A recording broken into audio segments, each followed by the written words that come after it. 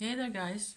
So yeah, I was rewatching that lengthy tale about soul retrieval and soul parts and past lives and how you can actually connect with any of them now and so on and so forth. I'm going to bring you in a bit closer to the wobble, because that way I can put you down like this and go on spinning at the same time. I'm trying to put this, I have done this before, where I can actually put the lots of us together into the frame and show you what I am spinning. I'm having fun spinning, yes, because I'm doing colors. There's a bit of red here and a bit of green, see? And I can show you one of my results. One you may have already seen. This is a ball of yarn that I end up having after hours and hours of this.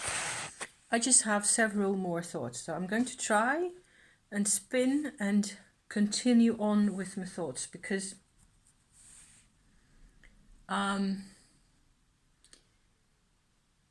it's really weird how I go off into this whole shamanic. I feel this need to go into the shamanic space where I only consider the pure energies that I see and feel. The same has applied for myself, to looking desperately for who I really am. You know, like I said in my previous video, I end up looking only at energies. I end up having, I use these metaphors to explain, or to at least convey to you to some extent what it is that I'm trying to say about all those different dimensions and all that kind of thing. But it's just that it's such a big, massive, it isn't a rabbit hole, it's a warren of different aspects to things, and it isn't easy to pass from one dimension to another. It never is. Then again, there are unexpected loopholes, and often the more things hurt, if you were only to be able to step aside from your own perspective, from the perspective of being the victim right there, to the perspective where you are a magician. I am suggesting now that that is actually only a small step, and that that is why real shamans always, have to go through all these ordeals. Why initiation is such a horrible ordeal always. Why you have to go within an inch of your life. As long as you're all comfortable and the birds are singing and the bees are humming, you're not going to go into any soul dimensions or any of it. And so I think that's quite, I think I made that point by now. There's another couple of points that I want to hopefully get organized and convey to you as I do a part 2 to my already completely way too long tale. It's the kind of videos that you people, apparently most of you, like to watch. You seem to enjoy my rambles about this material. So there you go. Here's another one for freezies. I was thinking about narcissists and how they grow up. Because obviously there's a couple of things that can be said about narcissists, and a whole lot of people out there on the internet and or on the tube say the same things about narcissists and their patterns of behavior over and over and over again. I have seen or heard the same comments about people's experiences with narcissists and their attitudes and their, or lack thereof, and their patterns of behavior. And so if the same. And it's important because people need to know this and hear about this from as many different angles as possible. And not everybody knows about the mechanism of the narcissist as it is today. As you know, at this point today, still not everybody. There's still too many people who are in a situation where a narcissist actually determines how they feel and what they do and think and so on. And I'm not even talking about the narcissistic aspects to our culture and our society, which is a whole different ball game right there. There are, I think, many parts in the world where the culture itself is ruled to such a large extent by people whose motives are of the invulnerable kind, you know, that they force everybody else to live in the same way. So there's one way of looking at it. I've recently come to think that a narcissist is basically one and one only of a type of behavior. It is when a person is incapable of feeling happiness. I was coming to this, I've spoken about this before, I think, or at least maybe I haven't published that video, you know, because I've deleted a lot of videos past week. So I don't remember. But I think it's worth saying more than once anyway. A narcissist is a person who is incapable of feeling happiness. That's massive. That's got such huge consequences right there. Because then what you get is if you look at the whole narcissistic behavior. Point one, let me first of all stress this. The reason why this is a big deal to me, okay, is that actually both my parents exhibited narcissistic traits as I grew up with them. And I lived with my dad until I was about 6 and with my mother until I was 28. Both of those people share a set of characteristics. They also share a large number of planetary dispositions in their birth horoscopes, which makes it even more confusing for me to, to consider them as two different people, even though they are really very different people in other aspects, but they do have common characteristics which you could qualify as narcissistic, where, especially if you look at them from the viewpoint of them not being able to be happy ever. That is like a baseline in their lives. And for me, being happy is more or less the reason you're alive, So the fact that I had to grow up with them in whichever proportion they were available to me in my life has meant total denial of everything that I need in my life. Everything that I need to achieve, everything that I need to learn, everything that I need to be open to with respect to other people. None of this registered for my parents either way. So this is a little summary here for people who haven't bothered to watch all the other stuff. I'm trying to say the same thing over and over again. However, at this point, I'm interested in less in the shamanic and spiritual journey kind of an aspect of things, and more in the baseline of this point of things, this level where we are apparently constantly dealing with people, whether they're my parents or whether they're other people, who are incapable of happiness. My husband, up to a few years ago, was incapable of happiness himself because he's a womb twin survivor. He had a backpack, invisible backpack, as we call it in Dutch, of sadness that he was lugging around his life always, an unprocessed, unacknowledged, wordless, deep sense of isolation and pain and sadness because of the loss of his twin brother.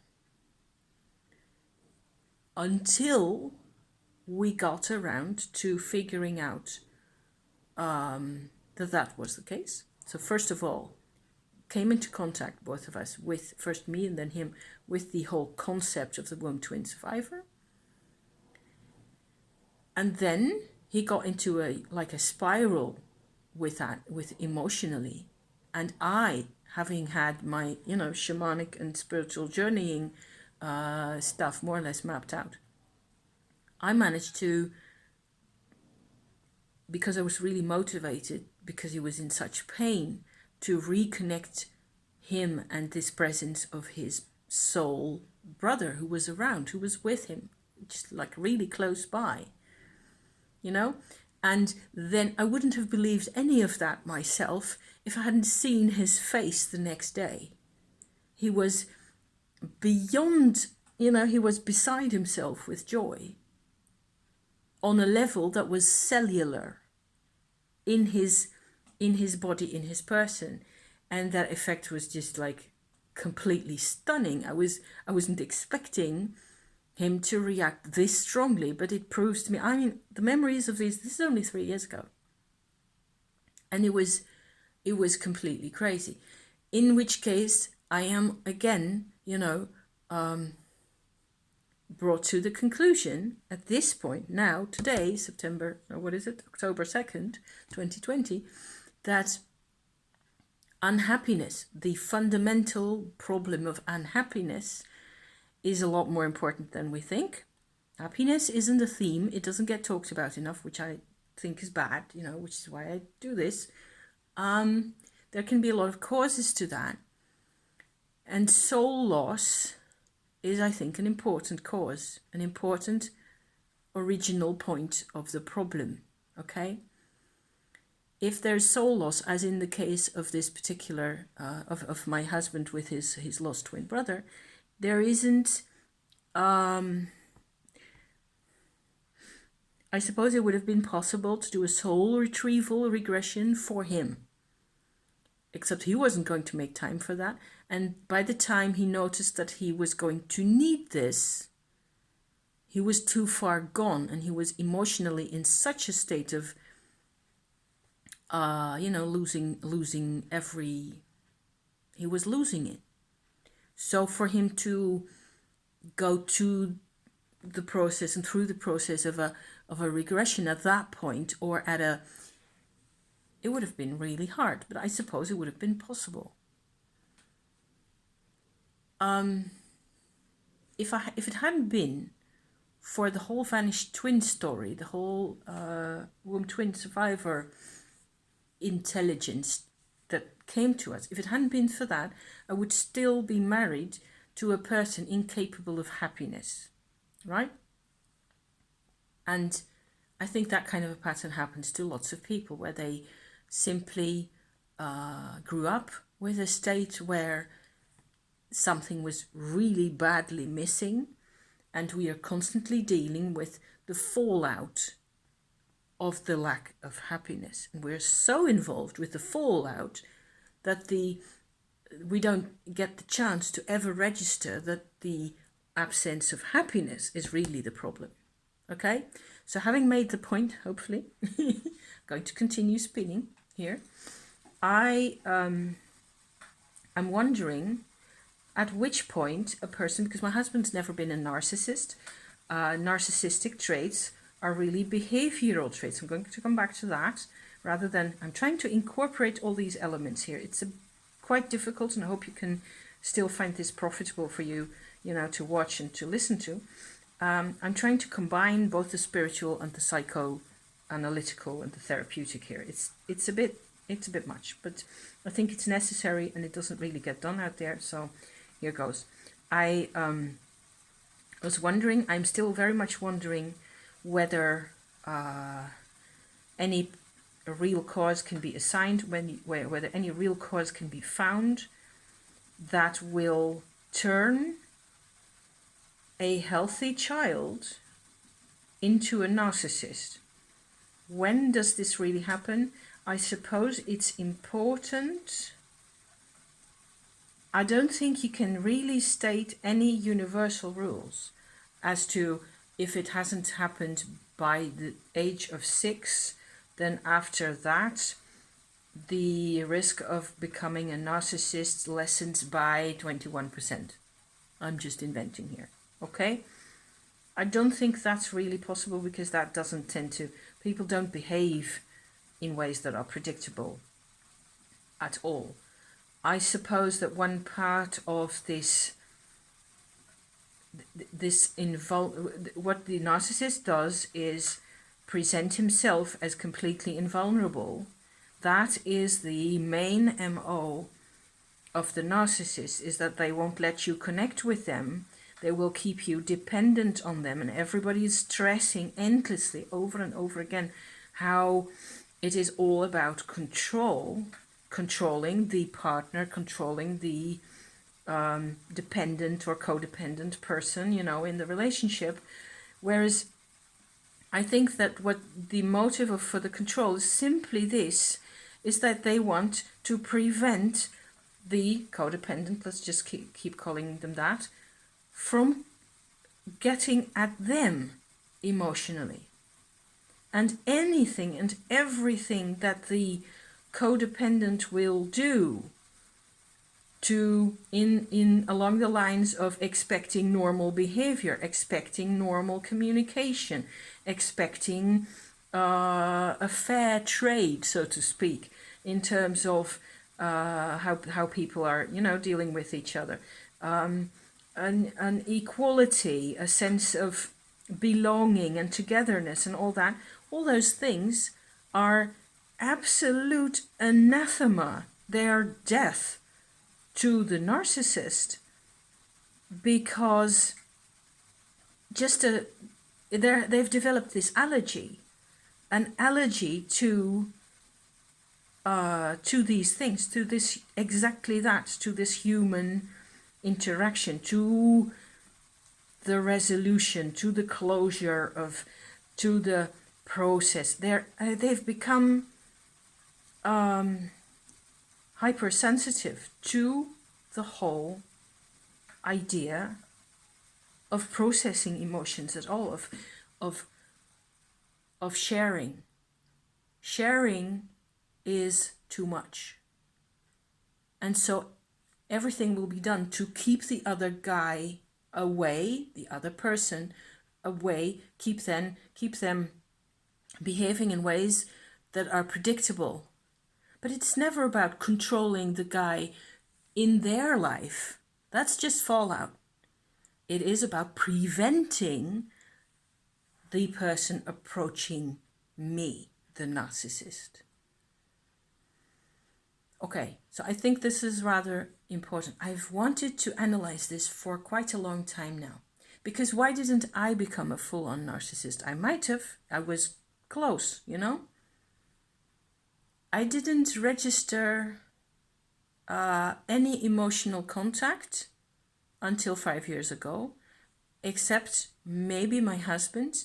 My husband and I have a very strong, also astrological relationship where I have never felt threatened by him. And I think I've felt threatened by most people, especially males, over the planet, you know, through the 50 years that I was on this planet. However, my husband's always been able to make me feel, even when he was, you know, not really totally available or any of it, I knew that he was somebody I could trust. But I haven't, if I look at the emotional wealth of connection that I have nowadays, also with him, I don't, it's really, I mean, it's impressive for me to look at, like, how can you generate all that, you know, and not have had it before that time. It was all there. The capacity to share was there. But I didn't do it before I was 48 years old. It wasn't happening. I was not a narcissist, I think. It just didn't register.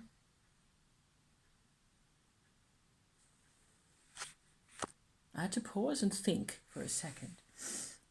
Nothing registered on my side Unhappiness didn't register on my side either. But I didn't go to the length of trying to organize another person's behavior. So I think that is what saves me from the definition of the narcissist. I would never have had the guts or the balls to develop strategies to prevent somebody from doing something.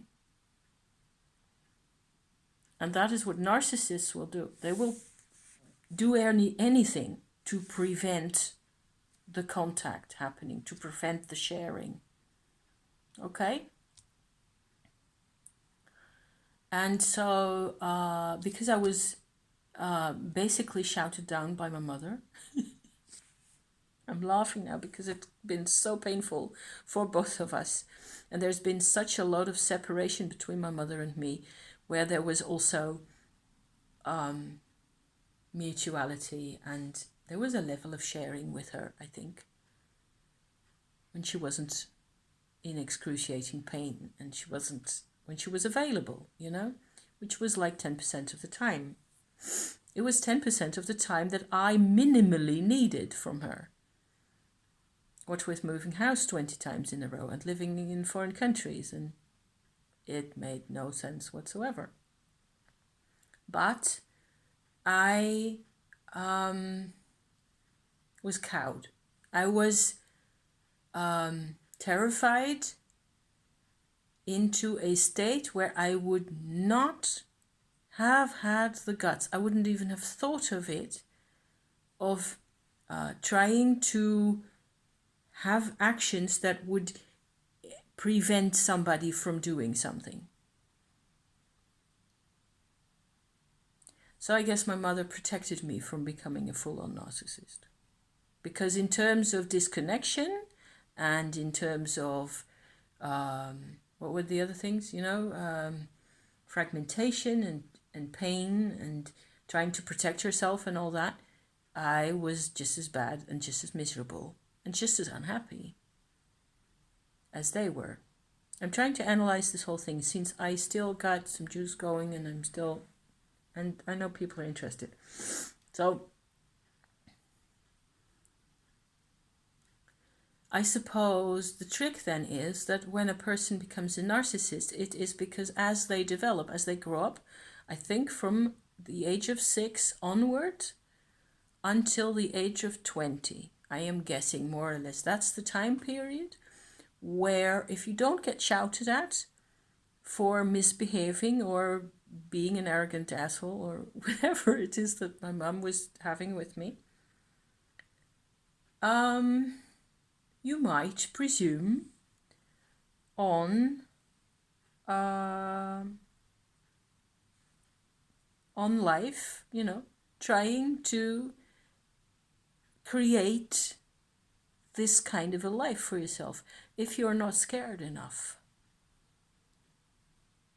then you might actually presume so far as to think, learn the habit of thinking that if you act in this, that, and the other way, then you can protect yourself from the things that you're scared of, the things that hurt you. Sounds actually rather normal, doesn't it? Don't you think it would be more normal not to be terrified out of your wits to disintegration levels by the only person you love in the world? Okay. Why am I laughing? Because I find words. It's magical for me to find words for these things. It would make more sense to not be terrified, to have, it's a new perspective for me that it was actually a good thing. Oh, still don't really agree with this, but okay, for the sake of discussion at this point, let me assume very unnaturally part of my, cells in the back of my brain are standing up, yelling and shouting and screaming at me right now. you don't really mean this, but just for the sake of discussion, let me think that being terrified out of my wits was actually a good thing, because it prevented me, it kept me from falling into the narcissist gap. Because once you're in there and life passes and the years pass, you become, because all of this is of course subconscious, none of this is, hardly anything in this is, I think, based on conscious decisions.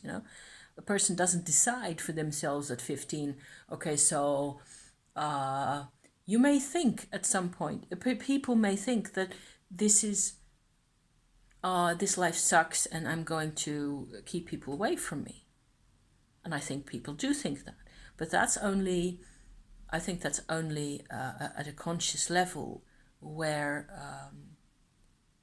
if enough goodness happens to them, they will melt out of that again. So there wasn't any goodness, right? That's a conclusion. That if for this kind of a behavior to remain in a person, to be strengthened again and again, to such an extent that all they have to believe in is this inner manipulation, this mechanism of, I've got to keep everybody away from me. Sharing is death. That's not a conscious decision level kind of a thing happening there. I am thinking that there must have been more pain happening at an earlier stage. Pain, but maybe not as much terror or fear, right? Which is really weird for me, because I've only ever known fear. I haven't known that much pain myself. Lucky me, I guess. I'm analyzing this because this is, I feel more or less slightly able to look into this thing, into this problem, and I don't want to keep looking at people, whichever people they are, whoever they are, as perpetrators forever. If we want to solve this kind of shit in the world, excuse my French, it's going to happen because we really understand all sides of everything. And so there's a different perspective here about the perspective, of course, that the narcissist is incapable of having and voicing himself. I don't think I've ever found, I should go back to Sam Vaknian at some point to see where he's at this point, who really shows me where, I'm hesitating now because maybe I haven't listened to him talk for quite a while now. Maybe he manages to put this across. So I'll look it up anyway. But he's one of the very few people who say of themselves that they are a narcissist, and this is how, this is what it's like for them.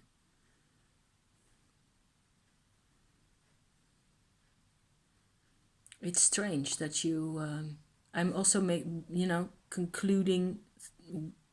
basing conclusions off of my own experience, which is limited by definition. I'm making this about not being afraid to manipulate other people, which I still think is relevant. Just a couple of thoughts here. I'm going to buckle this up as is and maybe post it tomorrow or so after I've seen whether I make any sense. There will probably be more as I think on this more. Okay, so stay tuned. Okay, thank you for watching and see you in the next episode. Okay, bye for now. Thank you.